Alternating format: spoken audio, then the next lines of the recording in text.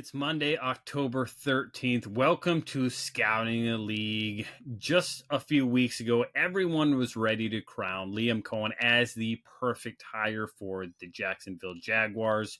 3 straight wins against the Texans, 49ers, and Chiefs had everyone buzzing, but back to earth this week against the Seahawks shouldn't be all that surprising. On the other end, things are looking bleak up in Jersey, where the Jets and Aaron Glenn have yet to win a game. Is it time to crown one and fire the other? Of course not. I will talk about why and some of the things you should be thinking about today here on Scouting the League. But first, before we jump in, make sure you head over, like, subscribe, and share this podcast wherever you are listening and watching, whether it's on Apple Podcasts, Spotify, or that video portion over on YouTube. Hit those buttons. Most importantly, share this with a friend. If you love ball as much as you do, you're listening, you're watching, you probably know somebody else who does, who could be educated, learn something, or maybe just get a different perspective than some of these national or other podcasts you're listening to. So hit those buttons, like, subscribe, and share. Give us a follow as well. I am Rodrik David at Right Step ADV is where you can find me. That is Right Step Advising, something I am actively working to do. My website, rsafootball.com, helping agents, players, coaches, anybody in the football world take those next right steps. Also helping scouts and aspiring scouts through thescoutingcommunity.com achieve what they want. For scouts, go over thescoutingcommunity.com. Check out everything we have to offer. You have a lot of resources in the building, but not every team is covering every base that they need to be. Let the scouting community be the maybe incognito union that you need for whatever you need, from salary surveys, insurance considerations. If there's just a question you have on, I have no idea what or how other teams do it, reach out, completely anonymous. It's a one-time sign-up fee. Let's get you signed up for thescoutingcommunity.com and improve the lives and the layout of what the scouting world is. And for aspiring scouts, learn to watch film. Learn what you should be doing this fall. Where can you be getting your foot in the door to make sure when the time comes to get hired, you've done the right things? It is not going to be getting some certificate at some of these other places where, hey, look, you're a certified scout. Guess what? No NFL team cares about that. Hardworking, listen to all these other podcasts we've done with people that hire from across the NFL. Again, you will learn how to scout with teams. You can watch film with me, do the other things you need to be doing to make sure you are set up for it. All of that, thescoutingcommunity.com, my website, rsafootball.com. Follow us, check us out, listen to us, like us wherever you are at. Make sure you check out some of our good partners. We have bluemaca.com, those insoles. Use code SCOUTING20 to get those insoles that will make your life better and sleep better with the Inactive Company. Inactiveco.com. Get that sleep mask, get that sleepwear. You will not regret it. You will start sleeping better right away. Make sure you check out our upcoming guests as well, whether it's Dane Brugler, whether it's Zach Crammy, Dane Vandernat, many of our scouting guests, people from across the football world, as we will get into more and more topics that, again, a lot of people will cover. Some really good feedback on our diversity, hiring, nepotism, and evaluation episodes. We want to shine a light on that. We want to shine a light on the good scouts. We also want to call out areas where the scouting world has to improve. That is what Neil and I are going to continue to do every week on Scouting the League. So make sure you check everything out, follow us, and give us some love there wherever you are at. So back to the coaching side of things, and I'm even going to take it to the next level and say the top levels of football decision making. I think it's the head coach and GM. I don't think you can separate the coaching staff from the scouting staff, namely, again, that head coach and GM when having these conversations. We are seeing them, again, at this point in the year, start to show up a little bit. Again, I mentioned the two in the intro, Liam Coen, Aaron Glenn, really different trajectories to start this year, going really different directions. But again, it is way too early to name one a winner, one a loser, to do anything at this point. But perhaps you can start to pin some things on a board, some signs that you have seen, some things that you want and that need to see, whether you are a decision maker with either of those teams in the media, you're on a staff for either of those, that you need to see some things happen. So again, what I'm going to do is parallel the Liam Coen situation a little bit with the early Mike McDaniel situation. Mike, obviously 1-5 to start this year, really a tough go. Got to work with Mike. Know Mike. Mike is a brilliant offensive mind, really, really smart. He is, if things are going the way they're going in Miami, and again, after Tua's comments this weekend, which again, that's a whole nother issue. If things are going the way they are, Mike is not going to be out of an offensive coordinator job very long if he wants one. Again, I think there's probably 3 or 4 coaches that are, have stayed in touch, people that he's been on the network with, been on the staff with, that are going to be happy to have him on their staff. Again, we're not going to get there yet because, again, who knows? Miami could turn this thing around this year, score a bunch of points. Am I optimistic that's going to happen? No. But if you think about when Mike McDaniel was hired and some of the things that Neil and I have talked about with front office and head coaching hires, again, things that you have to be in really today's modern NFL, media savvy. You've got to look good in front of the camera. You've got to do the right things visually to make sure, again, we'll say the media stays on your side. As soon as the media gets on your side, which we're starting to see up in New York with the Jets already and Aaron Glenn, as soon as that starts happening, it can be really hard to come back from that. Mike McDaniel, media darling for a long time. That certainly seems to be what Liam is after, we'll call it a rocky start with, again, the way he exited Tampa.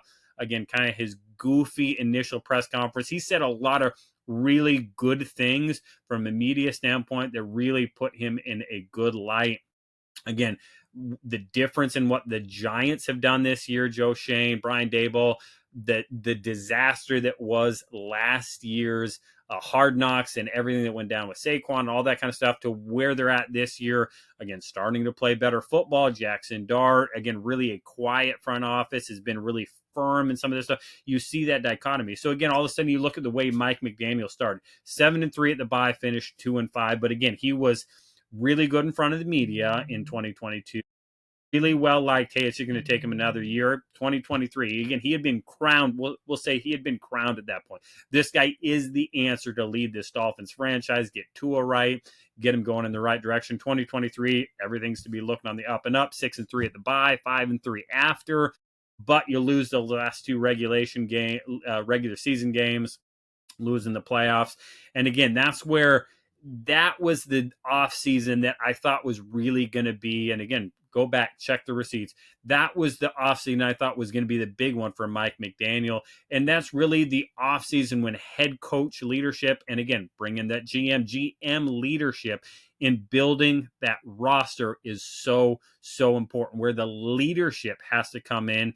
And really, when you I don't think you can truly judge a head coach until after their first offseason. You want to see some signs. You want to see some positive things during that first year. But again, you are reshaping that roster. You are probably in some situations figuring out your coaching staff to a certain degree. You want to see signs. But again, those off seasons are where head coaches and GMs really have to make hay. So again, after that 23 season, you're into your second full off season. This is now your roster, your team. You're making the decisions. 2024 for Mike, come out, start 2-6, really out of the running. You finish strong. You finish 6-3. Again, some better signs down the stretch, more toughness, more some of those things. But again, now you come back into 2025, 1-5 to start the year. And then the optics of all of it with, again, you want to call it head hanging. Again, Tua's comments this week, not positive from your team leader. You want to hear those comments. Again, I would go back to the Bill Belichick, Tom Brady Patriots. Yes, both of them, for everybody out there thinking it was one or the other. Both of those guys, it was when they were winning, when successful franchises, successful head coaches, and successful GMs are winning, and they're still calling some of those things out, still questioning, hey, we need more accountability. We need more buy-in. That's when you have really strong leadership and the culture is going in the right direction. It's easy to listen to anonymous sources when things are going bad. Again, let's look at North Carolina. Let's look at Miami. Let's look at New York. When things are going bad, it's very, very easy to be a negative voice, and everybody's going to buy into it, grab onto it, latch. And when teams are winning and you're still hearing some of the call out, those are the signs that, hey, this is where we want to be. We're in a good spot. the standard is the standard. Even though we're winning, we haven't met the standard. There's still more there. So again, you take all of that. So let's go from Miami back to Jacksonville for a second. So again, Liamson said some really good stuff. Again, he has challenged Trevor Lawrence in some really good situations. Trevor's playing as good as he has, maybe as consistently as he has, good football over the last couple of weeks. Again, had one get away from him. Some big wins against some good teams, doing better things. Jacksonville playing more consistent football. But again, this is the time, middle of the season, there's going to be injuries, there's going to be questions, there's going to be adjustments made. That is where Liam Coen is going to have to step up. And again, at a certain time, I think James Gladstone will have to step out in front of the mic. The head coach, there's only a few of them in the NFL that can really take every bullet and step up to the podium every single week. Andy Reid, certainly one of them. Bill, and his unique role back in New England, was one of them. Again, Sean Payton wants to be that guy. You'll almost never hear from George Payton there in Denver.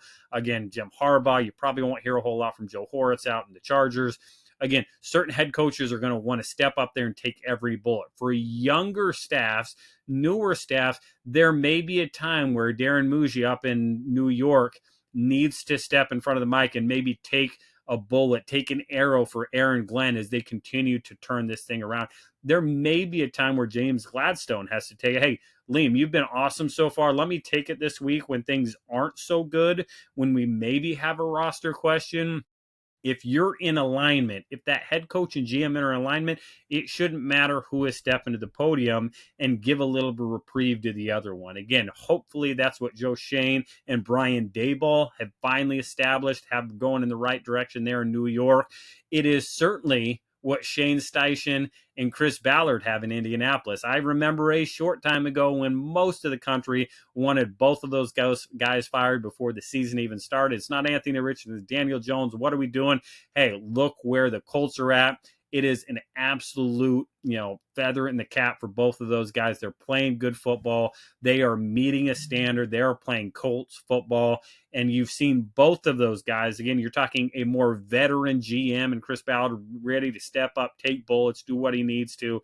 Steichen, when he needs to step up, do those things. You've got alignment in Indianapolis, which is outstanding to see because a good Colts team is always fun to watch. Great place to play there. So again, whether it's the media darling, whether it's that alignment, whether it's the GM or the head coach in front of the microphone, it's all important. Again, Chris Greer in Miami, highly esteemed, really well liked in the scouting community. Again, has never been a guy that's been out in front of the microphone. I don't think that's going to change. It may be a little bit too late for the Dolphins at this point for Chris and everything for how much he's respected in the NFL. Again, Mike's going to be fine for everybody down there in Miami.